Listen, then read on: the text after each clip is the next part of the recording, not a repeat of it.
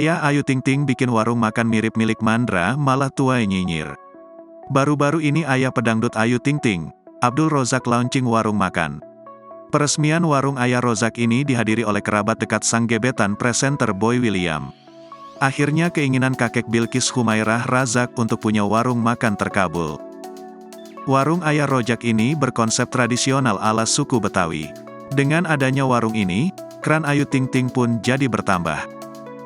Namun, keputusan Ayah Rozak untuk membuat warung makan justru dinyinyir netizen.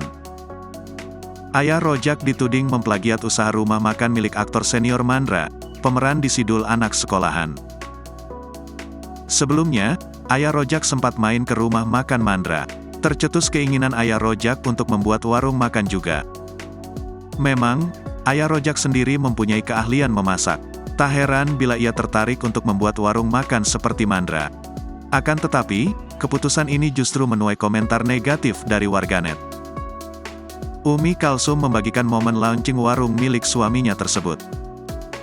Nenek Bilkis bersyukur atas dibukanya warung makan itu. Harapannya, warung Ayah Rozak itu akan ramai pengunjung. Unggahan tersebut ramai komentar miring dari netizen di Instagram. Namun, banyak pula yang mendoakan positif untuk kesuksesan warung makan Ayah Ayu Ting Ting.